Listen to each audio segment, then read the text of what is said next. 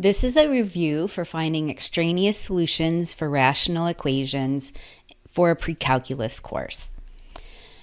You should remember from a college algebra, intermediate algebra class, how to find extraneous solutions when you have expressions involving a variable and a denominator.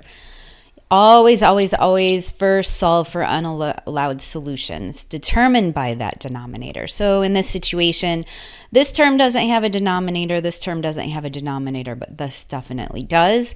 Because we want all true, real solutions, we cannot have a situation where this denominator is equal to 0. So I'm going to set up this inequality. It's an inequality, right? It's not equal. X plus 2 cannot equal 0. So when I solve here, I get x cannot equal 2. So whatever solutions I get for this general, whatever I start out with, what I have to solve, when I get the answers down at the bottom, I have to check those against my initial unallowed value to make sure that I don't have an extraneous solution. So let's just say, for example, I get 15 and negative 2. Because negative 2 is not allowed, negative 2 would be our extraneous solution. It's an extra solution that's not viable.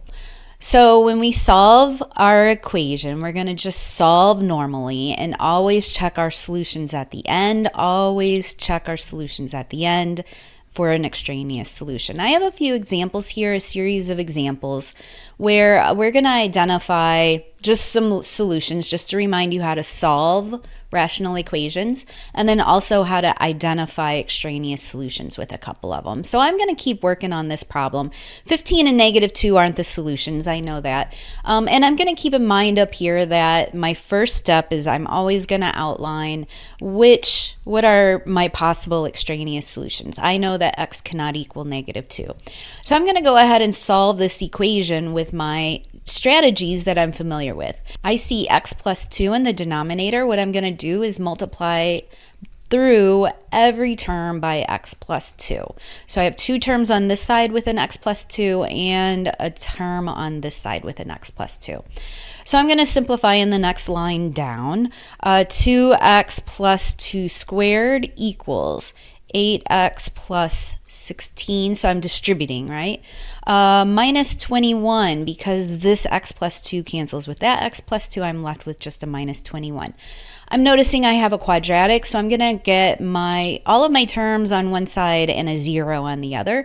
So I'll move over, subtract over an 8x, so that gives me a negative 6x. And then when I look at the constants here, I have a 16 minus 21, that's a minus 5, and then I move it to the other side. I add it over, so I'll get a plus 5 there. You can use the quadratic formula on this, it always works, but what I'm going to notice is that I can just factor this. X minus 5 times x minus 1 equals 0, so then when I solve, I'm going to use my zero product property, all right? So that means x minus 5 can equal 0, or x minus 1 can equal 0. Those are both true in order for the whole thing to equal 0. So x will equal 5, and x will equal 1. Those would be the solutions to this rational equation that was originally given to me. What I'm going to do is check. So I told you this is a situation where we're going to have a standard solution. I'm going to check these answers, always check, right? Check these answers against our allowed answers. None of them is negative 2, so those are both allowed solutions. So let's look at a few examples where we're going to have some extraneous solutions, one or two extraneous solutions, all right? It says solve the rational equations for all real solutions. Okay, so I'm looking at this and I know that the first thing I want to do, because I have rational functions, the first thing I want to do is identify what my unallowed solutions are, right? I cannot have a situation where x minus 2 equals 0, and I cannot have a situation where x plus 2 equals 0, and I can't have a situation where x squared minus 4 equals 0. But I'm going to notice that that's x minus 2 times x plus 2, right? You have all those rules memorized, and you're noticing right away a difference, a square term that factors into that. So if I do both of those, that's going to give me both of those factors as well. It's the same thing, right? So I know that x cannot equal 2 and x cannot equal negative 2. Those are my unallowed solutions. So when I solve this equation and then down at the end when I get my answer, I'm going to check those against these original ones. I'm going to notice that I need to get a common denominator here, and my common denominator is going to be x minus 2 times x plus 2. So I'm going to multiply each term by, over on this left side, I'm going to multiply each term by a factor of 1 in order to complete that common denominator. So this term needs an x plus 2 in the denominator, which means I need to multiply by an x plus 2 on top as well, a factor of 1 overall, so it doesn't change the expression. Same thing here, I need an x minus 2 here, so I'm going to multiply the top times an x minus 2, and then the common denominator is already established over on this side. So term by term here, I'm going to go through, I'm going to get a 4x plus 2 here. I'm going to have an x plus 3 times an x minus 2, so that'll give me an x squared plus an x minus a 6. All right, so that's this term. And then over on this side, it already had that common denominator. I don't need to add any extra terms. So I'm going to simplify here. I'm going to bring the x squared out front. I'm going to note that my linear terms, I have a 4x and an x on this side and a 5x on this side, which all add up to 0. And then when I look at the constants here, I have a 2 and a 6 on one side. So that gives me, what, a negative 4? And then I move over, oh, that's not a 2. I multiplied. You probably all noticed the mistake. This is a plus 8. When I distribute the 4 here, I get an 8. Okay, so let me do it this way. When I move the 6 over, I get a negative 12. 8 plus negative 12 is a negative 4, and that has to equal 0. And you may notice right away, we said that this term cannot equal 0, and that's what we're getting for an expression to solve. So that's going to be your indicator that there's not going to be any solution, all right? I can keep going. X minus 2, we're doing the same thing we did before, right? We factor it. So our two solutions from the zero product property is going to be determined by these two equations. And we get x equals 2 and x equals negative 2. Those are our possible solutions, but again, we're going to check them against our original ones, and we're going to note that we have to toss out both of these solutions because they're unallowed solutions. So in this situation, I'm going to say that a real solution does not exist. There's no solution for this equation that makes it true. Okay? So I chose that problem because up here it says extraneous solutions. So it could be the case that both answers, or how many ever answers you get for your equation, your rational equation, none of them work. But it could be that some of them work. One of them works, whatever happens. So let me show you a few examples here of that. And I like this because it's repetition. You should be getting algebra down. This is a good algebra review for you. Also remembering, like, now that I'm checking, I need to check for extraneous solutions because I have a rational equation. I have to say that y plus 6 cannot equal 0 and y minus 6 cannot equal 0. And then you're noticing, right away you see the difference of squares. So this is y minus 6 times y plus 6.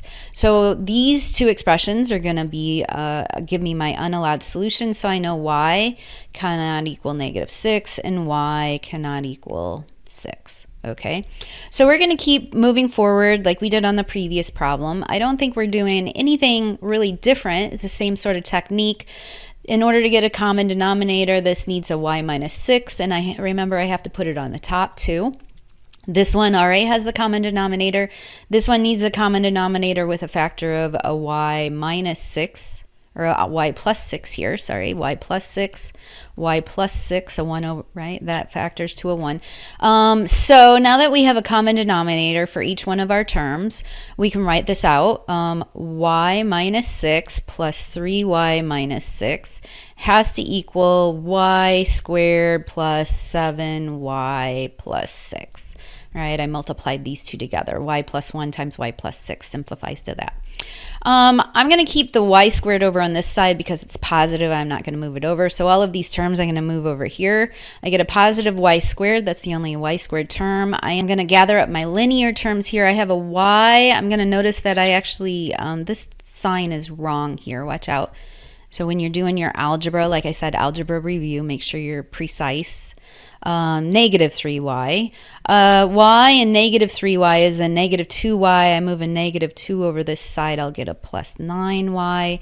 And then a negative 6, and a positive 6, I move these over, I get a 6 plus 12, I get a plus 18 here. Does that factor? It looks like it factors. I get a y plus 6 times a y plus 3. Using my zero product property, I can write out the two equations that must be true for that to multiply to 0. And I get my two solutions here, y equals negative 6 and y equals negative 3.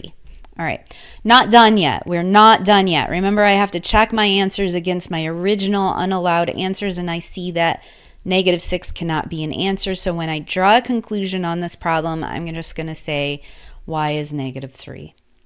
That's the only allowed solution for this problem. I pulled up another example here that I see students struggle with. It can be a little bit intimidating, and again, it's just because, and why I'm having you all do a review is your algebra skills overall with these rational equations. Hopefully you had a good teacher that gave you a lot of practice on this, but if not, I guess I can be that person making you practice. So let's figure out our unallowed solutions to begin with. I can see that x minus 8 cannot equal 0 and x plus 4 cannot equal 0.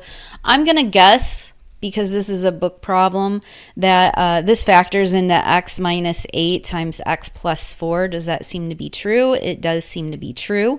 So I don't get any more unallowed solutions from that denominator. So I'm going to go up here and say that x cannot equal 8 and x cannot equal negative 4. So I'm going to check, those will be what I check at the end. I'm going to keep solving here like I have been the past few problems. I need a common denominator. I need an x plus 4 on this term, so I'm going to do it on the top and bottom, x plus 4, x plus 4. This needs an x minus 8 on the top and bottom, so I'll do that. X minus 8, and this one already has a common denominator. So up here I get x squared plus 4x plus 2x minus 16, and all that will equal the 23x minus 88. Okay, let's gather terms up accurately. I have an x squared, there's only one of those. I'm going to notice I have a 6x on this side and a 23x on that side. So when I move this over, I get negative 23 plus 6x, which is a negative 17x.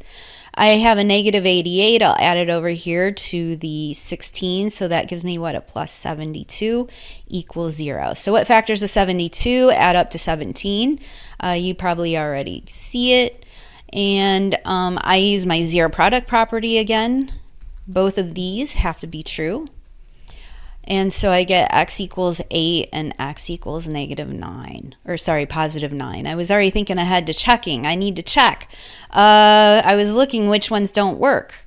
The 8 doesn't work. That's my extraneous solution for this problem. So when I write out an answer for this problem, I'll just say x equals 9 with 8 as the extraneous solution. I'm going to make a note right here. We get really concerned about these unallowed values as we move towards understanding the graphs of rational functions. The graphs of rational functions have major features that have to do with what that denominator, the unallowed values for that denominator. So having you check those and get in the habit of checking those is going to be advantageous to you and very important as you move forward understanding graphs of not only rational functions but moving towards exponential functions, logarithmic functions, inverse sine functions. There's a lot of functions where there's unallowed values and having asymptotes and knowing how to calculate those asymptotes, where to locate them. So that's a lot of the step here is training your eyes to see that, and then also all the skills for the college algebra, making sure you have strong college algebra skills.